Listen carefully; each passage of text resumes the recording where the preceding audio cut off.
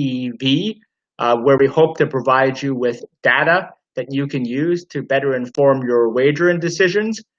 Good evening. Happy Labor Day. I hope you had a relaxing and winning Labor Day sports betting weekend. I want to let you know about a promotion that we have going on at BetQL. Get 20% off any BetQL subscription by using the promo code CHAN. This discount will give you access to the BetQL model as well as any information that is available on the website, including how the sharps are betting, how the public is betting, any line movement. So it's certainly a way for you to find out information about mispriced lines that you can potentially exploit for your betting needs. So if you're interested in a BetQL subscription, you can get 20% off any subscription just by using the promo code CHAN.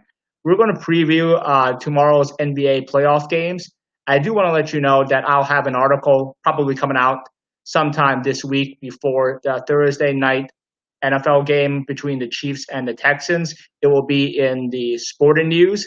So I would want to let you know that I have a big article coming out. We'll also talk about the Chiefs and Texans game on tomorrow night's big data show.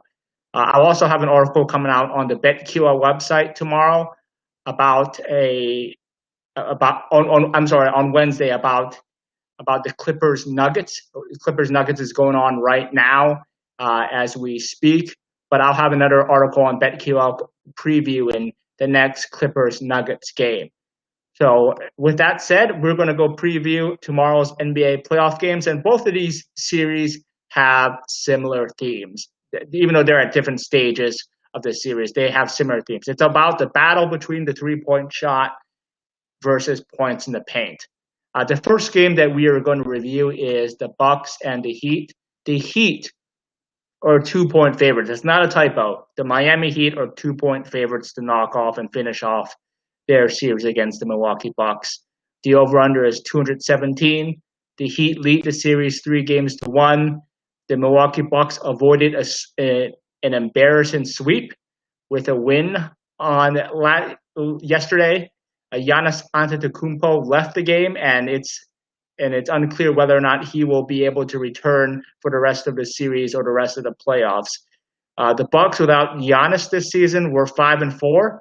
They had a point differential of plus 5.1, so they were incredibly successful this season without Giannis. But those games were just regular season games. The Bucks, their backs are against the wall. And I'm not sure how relevant that data is going to be to whether the Bucks can actually pull off 3 straight victories against the Heat. The Bucks are basically going to need to perform something or do something that no team's ever done before, and that's come back from a 3-0 deficit to win the series. And that's a tall order for any team, let alone without your best player and the possible MVP. This series has been all about whether the Heat's advantage from the 3-point line can overcome the Bucks' advantage in the paint. And based off where the series is at the moment, the Heat's 3-point shooting has certainly overcome their deficit from the paint. The Bucks, if you're looking for a bullish sign on the Bucks, it's that they're starting to dominate though in the paint. In game 1, the Heat actually outscored the Bucks in terms of points in the paint by 18 points. But since then, the Bucks have outscored the Heat from the paint by 20 points, by 12 points, and by 16 points in games 2, 3, and 4. So the reason why points in the paint are so critical to the Bucks' success or lack thereof is that their scheme is all about giving up the open 3-pointer to ensure that the other team, that their opponents cannot score easy points near the basket or in the paint. So that's why it's so critical to look at whether the Bucks have been able to reassert themselves in the paint. And certainly in the last 3 games, they were able to do so. They've had double-digit margins in the paint. But one thing to keep in mind is that will the Bucks be able to do that without Giannis? Giannis is one of the reasons why they're able to dominate so easily from the paint offensively and defensively. And without him for a full 48 minutes for the rest of the series, there's certainly open question as to whether the Bucks can beat the Heat in the paint by the morning they need to come back in this series. So the Heat are favored tomorrow. They were favored in Game 4 as well before the Bucks managed to pull off an overtime victory.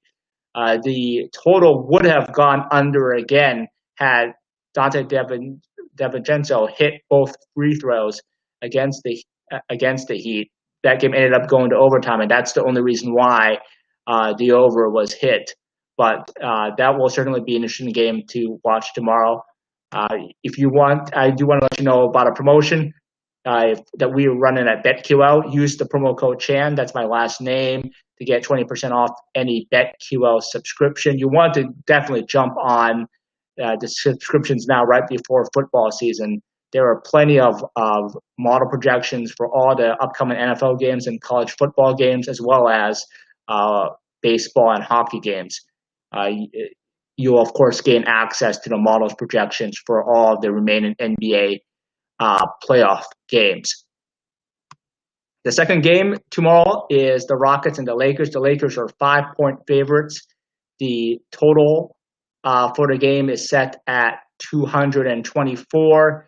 The series is tied a game apiece after the Lakers defeated the Rockets last night. The Rockets had a huge third quarter where they came back from a 16-point halftime deficit to take the lead going into the fourth before they ran out of gas, and the Lakers were able to put them away in the fourth quarter and also cover for their backers as well. And this series is very similar thematically to the Bucks Heat series. The Lakers are going to need to win the points in the paint battle easily, but the Rockets will need to outpace the Lakers by wide margins from the three-point line. If anything, this series is more extreme on that theme than the Heat-Bucks series, and then that's evidenced by what happened in Game 2.